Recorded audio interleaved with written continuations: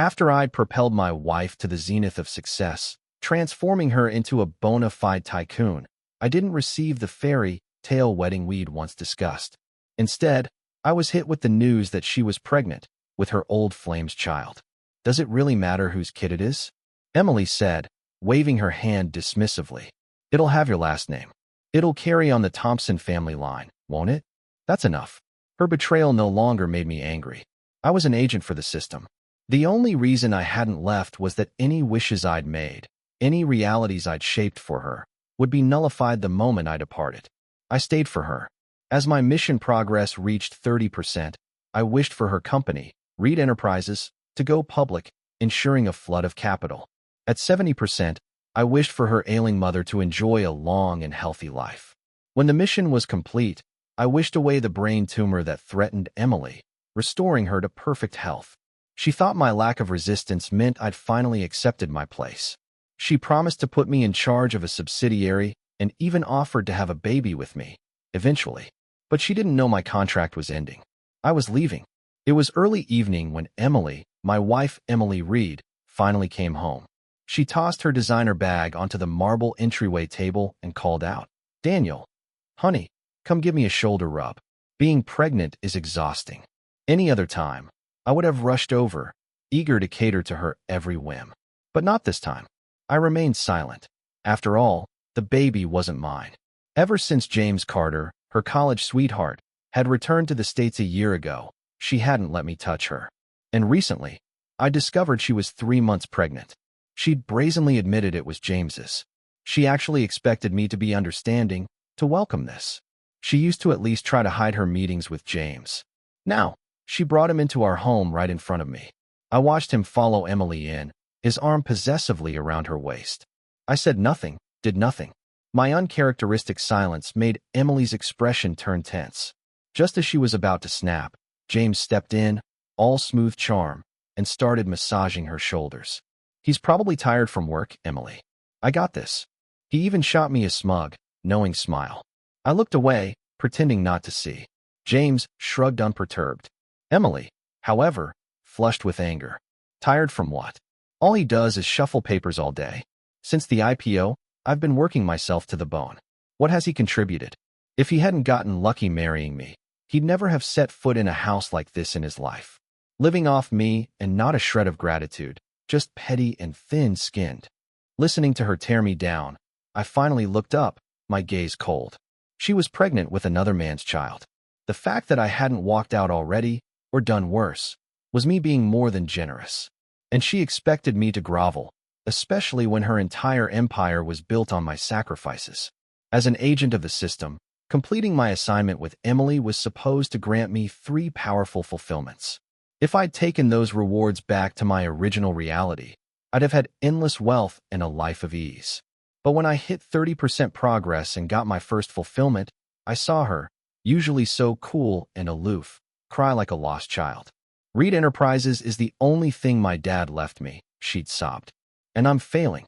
That day, my resolve softened.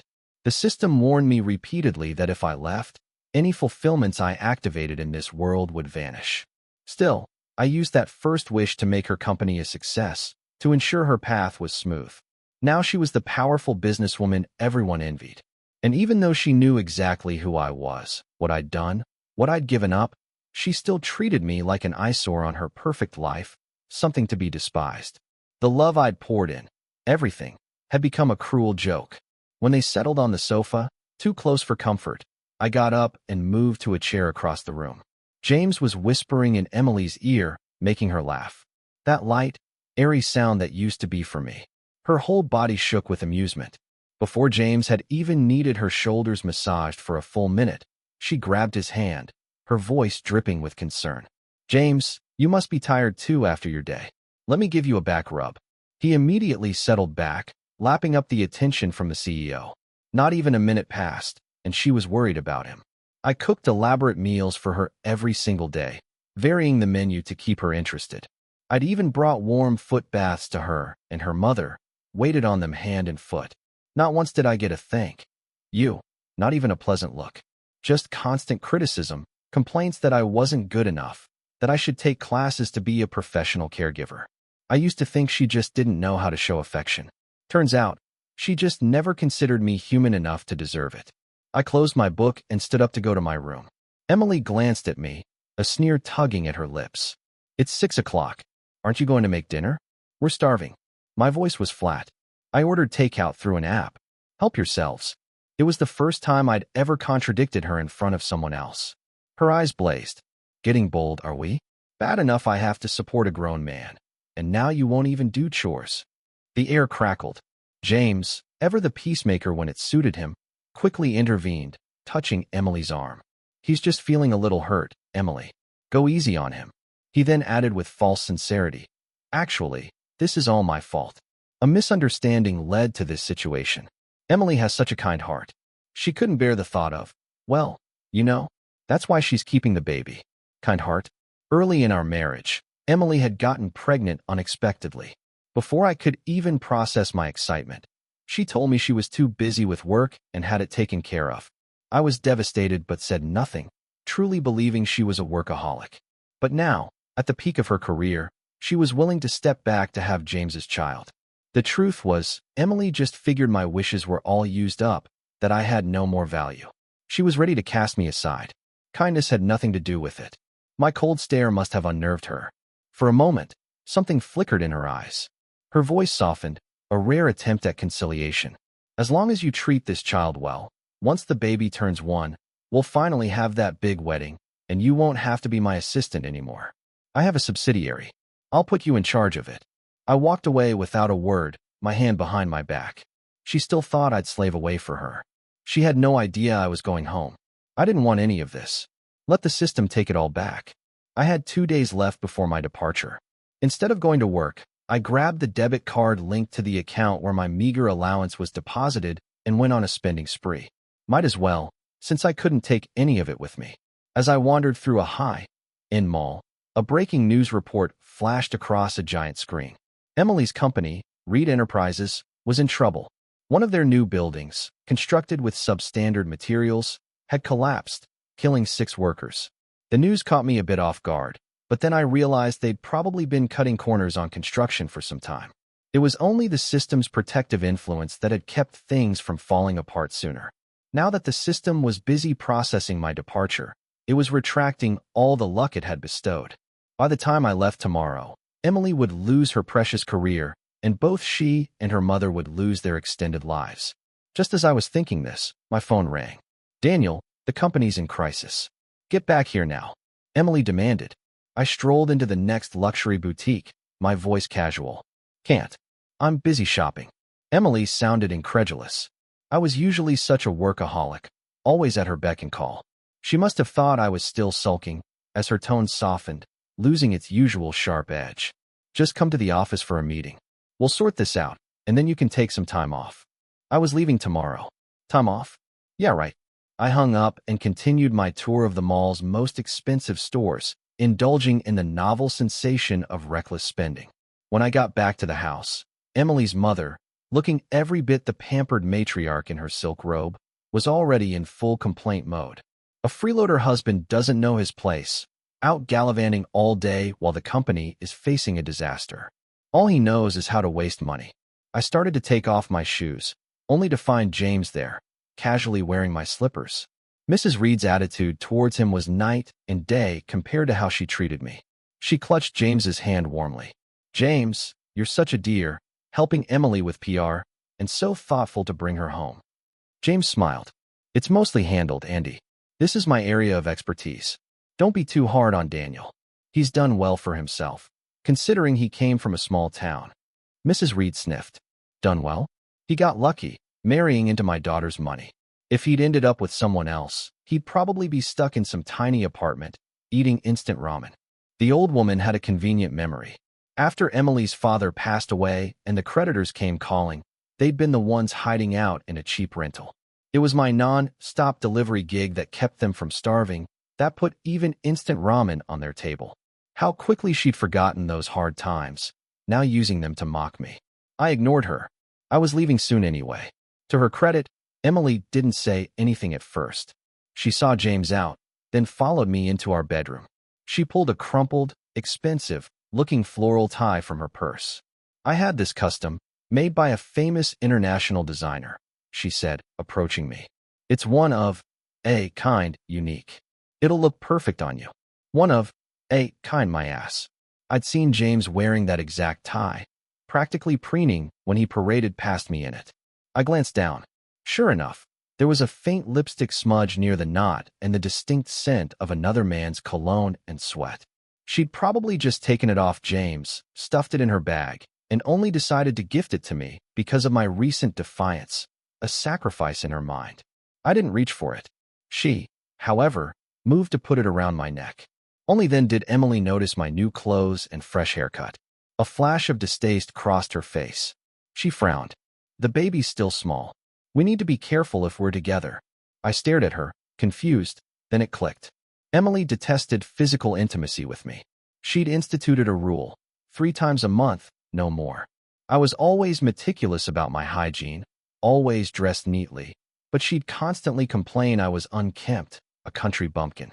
To please her on those rare occasions, I, normally frugal, would splurge on grooming at a salon, just to win a moment of her approval. But now I'd simply wanted to spend the savings I'd painstakingly accumulated for my actual job before the system. She'd completely misunderstood. Suppressing her obvious irritation, Emily had already looped the tie around my neck. I raised a hand, stopping her. You've got the wrong idea. Emily froze. In the past, I'd practically begged her to tie my tie, and she'd always refused. Now that she was offering, I was rejecting her. But she didn't get angry. After a moment, she put the tie back in her purse, sighing. You just want a child of your own, don't you? She said softly. After this baby is born, I'll have one with you. I promise. If she'd said those words earlier, I would have given my life for her in gratitude. But now it was too late. I waved my hand dismissively. No need. Emily must have thought I was just being stubborn. She suddenly threw herself at me. All right, stop being difficult. Let's just get this over with. The sooner we finish, the sooner I can shower and sleep. I'm exhausted. I shoved her off me hard. I didn't even think about her being pregnant. Emily cried out in pain and surprise, scrambling to her feet, furious. Daniel Thompson, if you have a problem, spit it out. Who do you think you're scolding? Her voice was shrill. The baby's gonna have your name. What more do you want? Don't be so ungrateful. Her words almost made me laugh. Don't bother. The Thompson family legacy doesn't need to be tainted by something like this. In all our years together, I'd never spoken to her so harshly. Emily was stunned. She hadn't expected me to have such a vicious tongue. She absolutely blew a gasket. The baby is innocent. How dare you insult my child? You're sick. She stormed out, slamming the door. This time, I didn't chase after her to apologize and soothe her temper. Later, when I went to the kitchen for a glass of water, I overheard her talking to her mother in the living room. Mrs. Reed was comforting her. Don't you worry, dear. Once the baby's born and calls him daddy, he'll soften right up. Emily sounded uneasy, her brow clearly still furrowed. I just checked his accounts. He's normally so tight with money, but he spent almost everything. Her mother snorted as if she'd expected as much. See? He obviously heard about the company's troubles and got scared you'd ask him for money, trying to protect his little stash. She paused, then added with a sneer. Then he realized it was just a small problem, quickly solved, so he came crawling back. Chloe knew better. Of course she knew I loved her far more than money. Otherwise, I wouldn't have used all 3 fulfillments on her. She defended me, her voice firm. No, that's not it. He stuck by me when I was at my absolute lowest. He gave me every penny he had. He wouldn't be trying to hide money from me now. He's probably just incredibly hurt, letting off steam. Her mother, oblivious to the truth of the system, just scoffed. Oh, you're too soft on him. What man doesn't hand over his paycheck after getting married? Chloe put her arm around her mother, her expression softening as she recalled the past. But Mom, when you had that car accident and I was overwhelmed with the company, he was the one who took care of everything. He nursed you day and night. No one else would have done that. But Mrs. Reed just looked exasperated. Silly girl, he was just doing what a kept husband should do. Anyone else in his position would have done even better. Listen to me, you're pregnant with James's child. Divorce Daniel as soon as possible. With James to help you manage the company, your life will be much easier, unlike that useless freeloader. All he's good for is laundry and cooking, absolutely spineless, no ambition at all. Hearing this, Chloe surprisingly didn't agree. For the first time, she looked coldly at her beloved mother. Mom, I'm not divorcing him, and don't bring it up again. Of course, Chloe couldn't afford to divorce me. She was terrified that if I left, she'd lose everything. Her mother was about to say more when her eyes caught sight of me in the doorway. She let out a disdainful little laugh. Now he's taken to eavesdropping. People from his background are always so uncouth. Chloe, embarrassed at being caught, tugged her mother's arm. Mom, please. Mrs. Reed reined it in slightly, but still looked down her nose at me. Why haven't you brought me my nightly warm milk yet? In the past, I'd meticulously catered to their every whim, primarily because Chloe was so cold and proud. To make her love me, I'd been completely subservient like a servant. Later, when her mother had the car accident and ended up in a vegetative state, Chloe had collapsed in my arms, sobbing uncontrollably. I'd used a fulfillment to wish her mother a long life. Mrs. Reed had opened her eyes.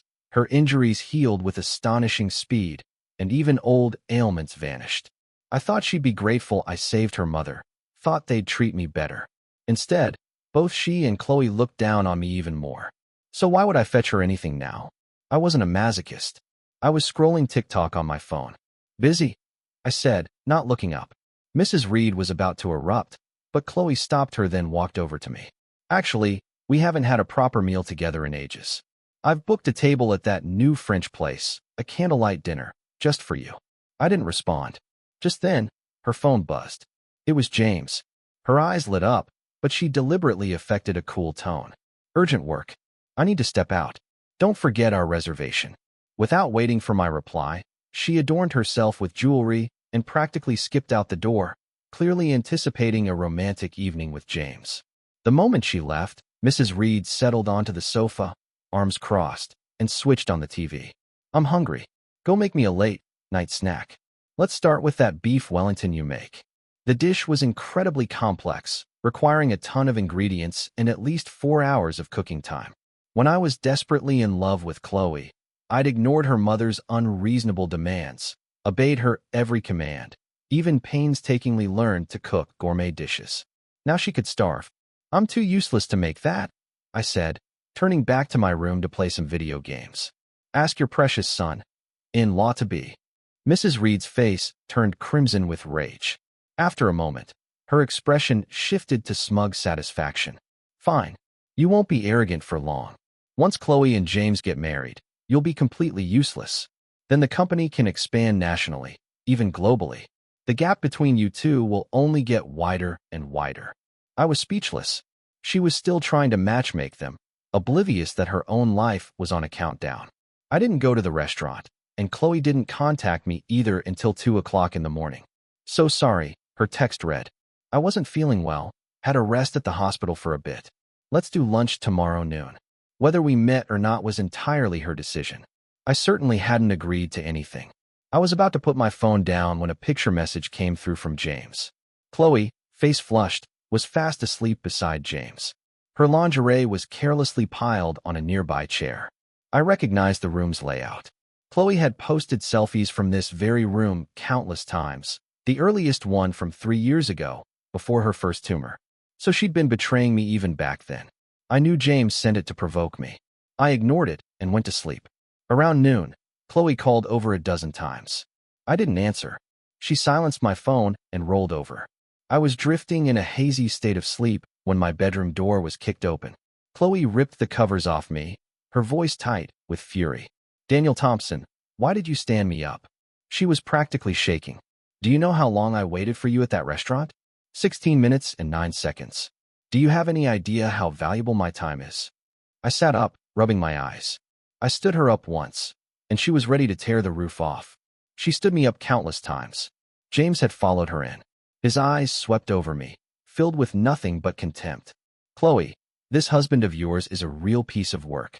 How could he leave a woman waiting like that? You should divorce him. I'm far more reliable, and I can actually help you run the company. At least I'm not some lazy slob lying around the house all day. He finished with a self-satisfied smirk. He clearly expected Chloe to side with him, but Chloe's expression flickered. She remembered when her first brain tumor was diagnosed. James hadn't hesitated to abandon her, fleeing overseas and cutting off all contact. It was me who had stayed by her side, cared for her through the nights, me who had ultimately saved her life. Her anger deflated instantly. For the first time, she actually apologized to me. Okay, fine. Let's call it even for me canceling last night. I won't hold it against you. Since everyone's here today, let's all go out for a meal. James looked surprised for a moment, but then waved a magnanimous hand. Sure, why not? This one's on me. Suddenly, a notification pinged in my mind. The system respected host. The departure channel is now open. You may return to your original world at any time. I smiled a genuine smile, for the first time in what felt like ages, and climbed out of bed. No need. You three enjoy your meal. I'm going home. James blinked, then chuckled. Isn't this your home? He didn't understand, but Emily did. She knew exactly what going home meant. She stared at me, aghast. Don't be ridiculous, Daniel. You worked so hard to win me over. You used all your mission rewards on me, on us. If you stay here, you'll have more wealth than you can ever spend. I cut her off with a raised hand. A word of advice, I said, my tone deceptively mild. Instead of wasting your breath here, you should probably start thinking about damage control. When I leave, everything the system granted you will be revoked. You're on your own. Emily scoffed, crossing her arms, her face a mask of condescension. Trying to scare me? Do you think I'm as gullible as I was back then? Unlike before, now she had everything, or so she thought. James didn't quite grasp the full conversation, but still chimed in with a derisive laugh. They say kids from poor families mature early, but you're so childish, Daniel. Emily, are you sure you want to spend your life with someone this immature? As he spoke, James's phone rang. He answered it, his face going white. Emily, he stammered. All our corporate partners are pulling out. They've canceled all contracts, and the IRS is launching a full audit. There are massive tax discrepancies. In an instant, Reed Enterprises was bankrupt. Emily was personally liable for billions. Before she could even react, her own phone shrilled. It was the hospital. Is this Ms. Emily Reed? Your mother has suddenly lost consciousness. She's in a vegetative state. We need you to come in immediately to sign consent forms for emergency procedures. Emily was dumbstruck. It finally hit her. I wasn't bluffing. I was really leaving. She lunged forward, grabbing my arm, her voice desperate. Daniel, husband, please don't be impulsive. Whatever the problem is, we can sit down, we can talk it through, can't we? I shook her hand off, a cold smile on my face. No need to panic just yet. The next thing to be reclaimed is your life. The next moment, before Emily could utter another word, I stepped into the shimmering portal. Emily watched me, her eyes growing strangely intense. You're really going? I didn't answer, just kept moving toward the portal. She let out a long, heavy sigh. I didn't want it to come to this, Daniel, but you forced my hand. Her voice was low, chilling. Did you think I had no defenses, no contingency plan? This whole situation. I know I wronged you, she continued, her tone shifting, becoming almost pitying. But ask yourself honestly, you were a nobody. Do you really think someone like you deserves a woman as exceptional as me? Her voice hardened again. Did you think I didn't want to have a child? I just didn't want to sully my family's superior genetic line. From now on, you'll stay here in this house and enjoy the comforts I provide. I can give you anything, Daniel, anything but love. You should be content with that. She pulled out a small, folded piece of parchment, intricately marked with strange symbols. With a flourish, she set it alight. Suddenly, the shimmering portal wavered and collapsed, winking out of existence. Emily stood opposite me, her eyes filled with a chilling, possessive triumph. Ever since I witnessed the true power of your system, I've lived in constant fear that one day you'd betray me, abandon me. So I sought out specialists, people with unique talents. A mystic gifted me this binding sigil. Once burned, it ensures you can never leave. Looking at the empty space where my escape route had been, I started to laugh, a harsh, bitter sound. How utterly, pathetically ironic. I'd given up everything for her, gambled my entire existence on her, elevated her to this pedestal, and her response. From the very moment I'd gifted her wealth and life, she'd been plotting, scheming how to control me, to keep me leashed. Only I, like a fool, had continued to serve her, believing, hoping that somewhere, sometime, she might have actually loved me, even for a fleeting moment. I reached out to the system mentally. In response to the situation, a series of cold, impersonal text boxes appeared in my vision. But seeing those words, I felt a profound sense of reassurance. Error. Host has left excessive traces in the target world, significantly altering multiple destinies. Host's own fate matrix has become entangled. Departure channel integrity compromised. Establishing connection. So that was it. By pouring my mission rewards into her, I'd ultimately sabotaged myself. It was against the rules, creating a loophole and exploitable vulnerability. Thankfully, the system was powerful enough to fix this. Respected host, vulnerability protocol engaged. Restoration in progress. Estimated time to channel reconstruction, 15 days. Upon full retraction of all granted fulfillments, departure channel will be reestablished. Please confirm intent to proceed. Without hesitation, I mentally hit confirm. Across from me, Emily was oblivious to this internal exchange. She genuinely believed she had me trapped. You'll stay here quietly. I'll have people watching you, she said, her voice firm. James, let's go get Mom from the hospital. James, still reeling from the sudden drastic turn of events, just stood there dazed. Emily, don't worry too much. Andy is just very ill. I'm sure she'll pull through. Emily actually laughed, a sound devoid of any sorrow. You misunderstand, James. As long as he doesn't leave, my mother and my company will be fine. She should be awake by now. As if on cue, her phone rang. The hospital. Emily held up the phone, a triumphant glint in her eye. See? The hospital calling with good news. She answered, and before the person on the other end could speak, she said briskly, Don't worry. I'm on my way. I'll be there to bring her home. Shortly after the earlier scare, she'd already concocted a plausible explanation for the doctors regarding a patient's sudden, miraculous recovery. But just as she was basking in her perceived control, the doctor's voice came through, stern, urgent, and laced with anger. Emily stared at me, her face contorting in panic and disbelief. You didn't leave. You're still here. Why is this happening to my mother? Tell me. She was rooted to the spot, utterly unraveling. I remained silent. It was James who finally managed to pull her towards the hospital, Emily insisting I come along. The light above the operating room was still on. Emily, in a daze, signed whatever papers were thrust at her. The surgical team rushed back to work. The longer they waited, the more frantic Emily became. Finally, she sank to her knees before me, her voice raw with desperation. Daniel, I swear I know I was wrong. Please, I'm begging you, save my mother. I lost my father so long ago. She's the only family I have left. If you hate me, make me do anything you want. Just please spare my mother. I'm the one who wronged you. Punish me, okay? Once her tears had been my undoing, time and time again. But my compassion had only brought me ruin. I remembered the system's repeated warnings. When I first bestowed a fulfillment upon Emily, it cautioned that excessively altering another's destiny would inevitably lead to a backlash. I just watched her hysteria, my expression impassive. I'm just a loser, Emily. How could I possibly have that kind of power? She cried harder, on the verge of hurting herself. Onlookers started to stare, thinking she was unhinged. Even James couldn't understand what was going on. Emily, please don't get so upset. Think about the baby.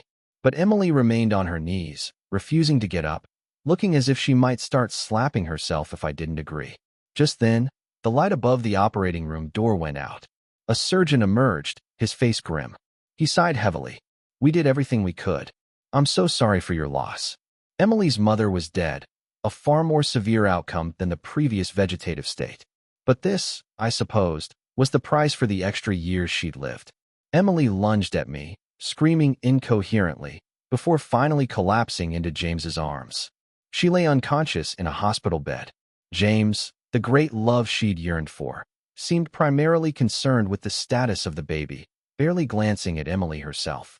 He let the nurses attend to her, showing more interest in hiring a private nurse than lifting a finger himself. When Emily slowly opened her eyes, he rushed to her side, all feigned concern. Emily, you fainted. You scared me half to death. I've been here with you for 3 hours, waiting for you to wake up.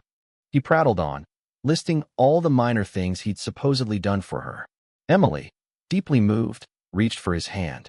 If you hadn't left all those years ago, she whispered, tears welling, I would never have married Daniel.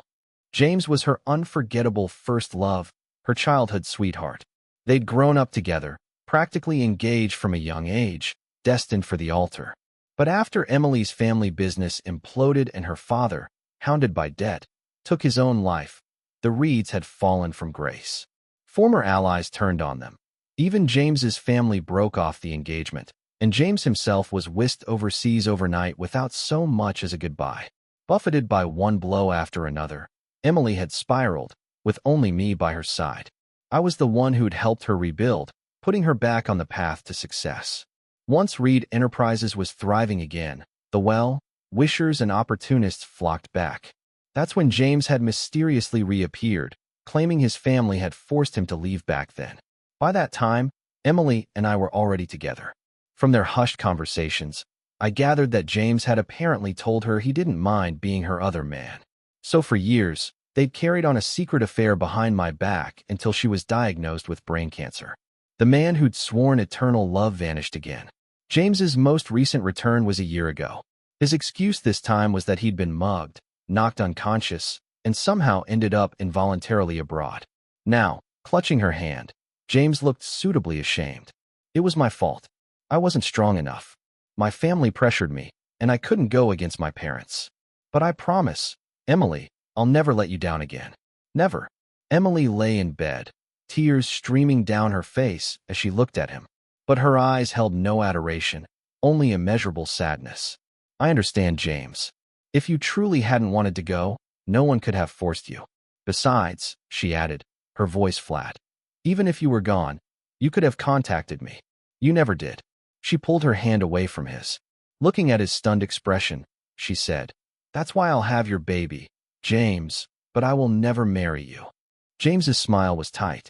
"Everyone makes mistakes, Emily. Can't you give me one more chance? I swear I'll make up for everything I put you through." Emily's face was cold. "We'll see how you behave." I hadn't intended to enter the room, but a doctor, knowing I was Emily's husband, insisted I come in. The moment Emily saw me, her eyes filled with resentment. "My mother is dead. Are you satisfied now?" Her voice was venomous. "You're so cold-blooded, Daniel. I've had enough of you. Let's get a divorce." I shrugged, spreading my hands. Fine by me. At this point, it was a choice between divorce and widowhood for her, really. The doctor, holding a chart, hesitated. Seeing me nod, he spoke directly to Ms. Reed. "I'm afraid the news isn't good. Your brain cancer has returned, and it's in its late stages. The cancer cells are spreading very rapidly. At most, you have about 2 weeks." He paused. "With our current facilities, there's very little effective treatment we can offer. In truth, no one could save her. The cancer had reappeared with terrifying speed, already metastasized. Not even a miracle worker could help now." The atmosphere in the room froze. Everyone was stunned.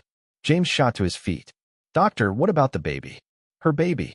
The doctor adjusted his glasses, his tone unsympathetic.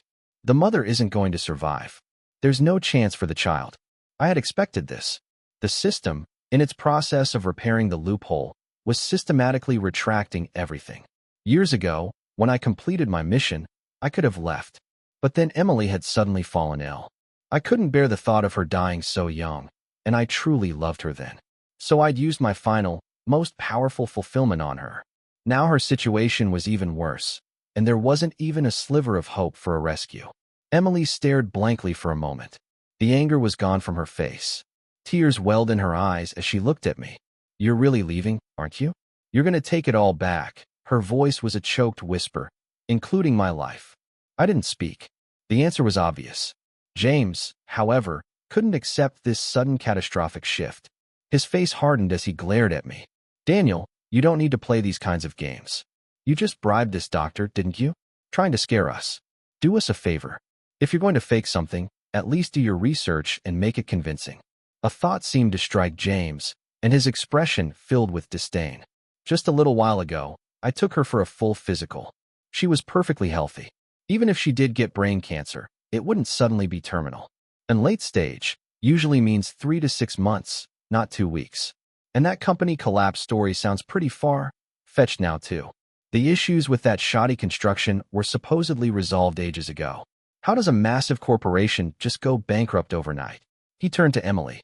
"Emily, this is all a setup. He hired these people. Don't believe a word of it. James's deductions weren't entirely illogical, but he'd overlooked one crucial thing: the existence of something as reality, bending as the system. I remained silent. The doctor, however, was incensed. Mr. Walker, if you don't believe me, feel free to seek a second opinion at any other hospital. I assure you, the diagnosis will be the same, of course. James didn't believe it. He dragged Emily to several other major hospitals for tests. Meanwhile, all of Emily's assets were frozen. Fortunately for me, she'd been wary enough back then to insist on a prenuptial agreement. In all our years of marriage, she'd never given me a dime of her actual wealth. As a result, the small condo I'd managed to buy with my own savings was safe. When I got home, James and Emily were in the middle of a blazing argument. "I really thought you turned your life around," James was yelling. "But you're still as useless as ever. The company's gone. The baby's not going to make it." The suddenness of James's transformation caught Emily completely off guard. Disappointment washed over her face. "You were the one who ditched me first. Then when you saw I had money, you came crawling back, saying you'd even be my mistress if I wanted. Now that there's nothing left to gain, you're insulting me. You're pathetic, James. Get out. Get out right now. I don't want to see your face ever again." Emily was rubbing her temples, clearly stressed.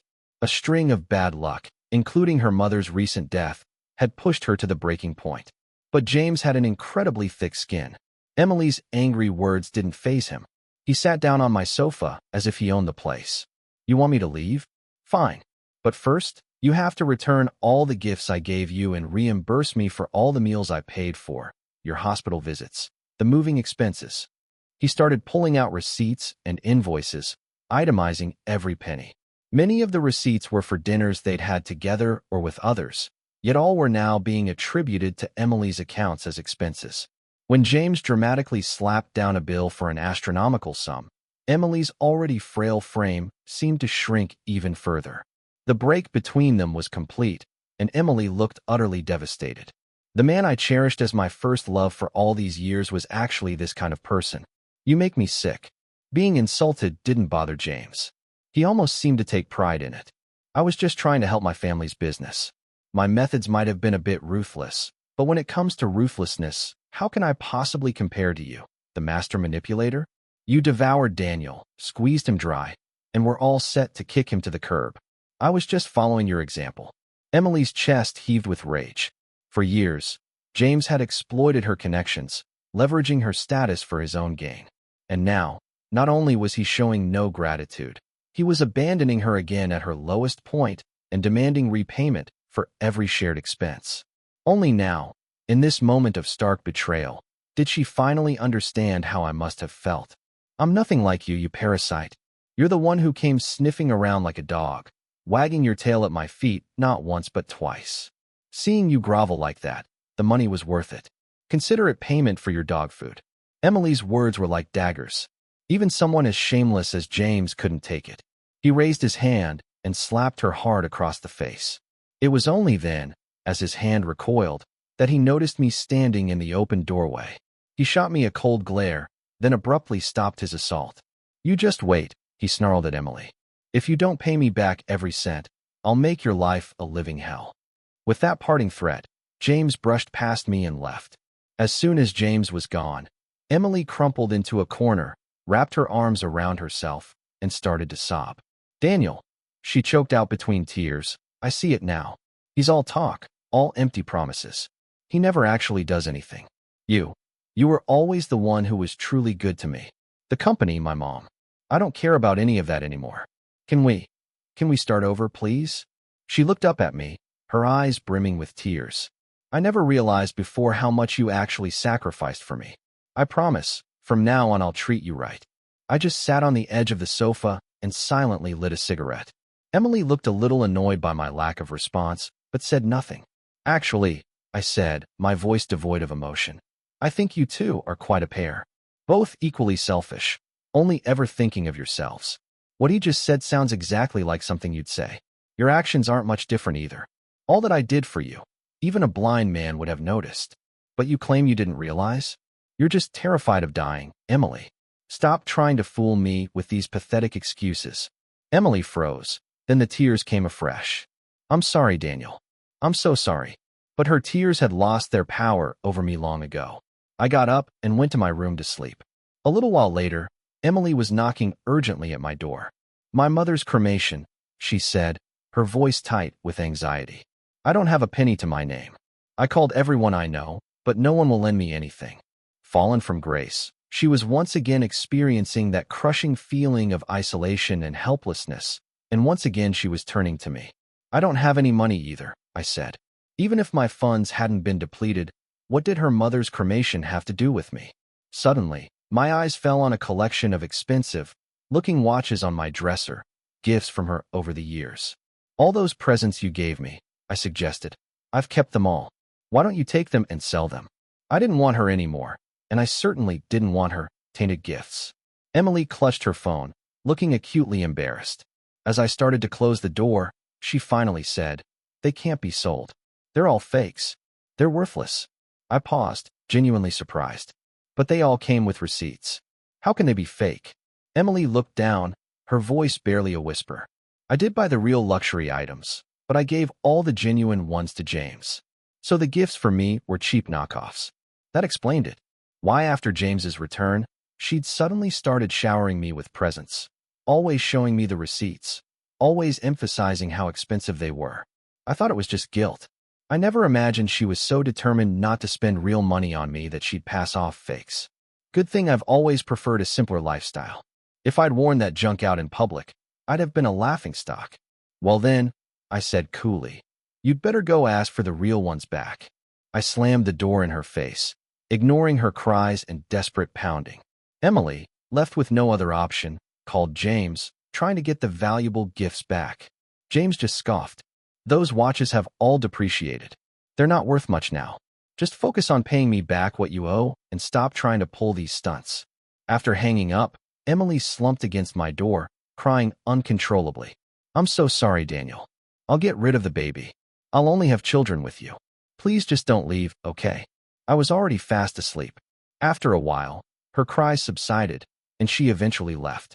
The next morning, when I woke up, the apartment, which had been chaotic since she moved in, was surprisingly tidy. Emily, dressed in casual loungewear, greeted me with a plate of breakfast, acting as if nothing was wrong. She proudly announced she'd made it all herself. I looked at the lovingly prepared breakfast on the table. It did look and smell delicious. Perfectly fried eggs deliberately shaped like hearts, and a steaming bowl of hot oatmeal that smelled incredible. You must be hungry, Emily said, her voice bright. Come and eat. I made all this just for. She trailed off, her sentence unfinished.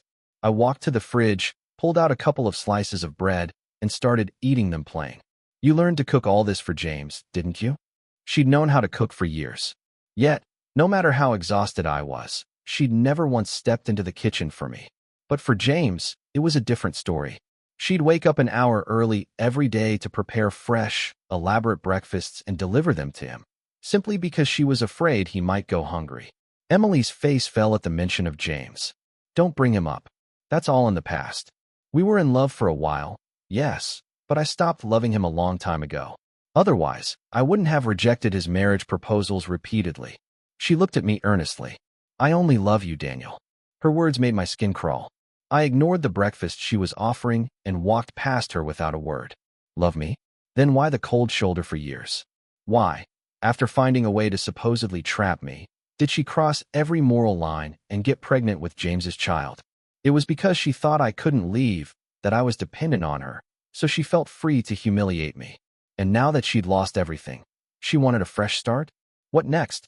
Would she find another mystic to perform another binding ritual on me? I shook my head and went into my room, leaving Emily standing alone in the kitchen, an awkward silence hanging in the air. She didn't seem to believe it, but the man who had once loved her so fiercely could suddenly become so indifferent.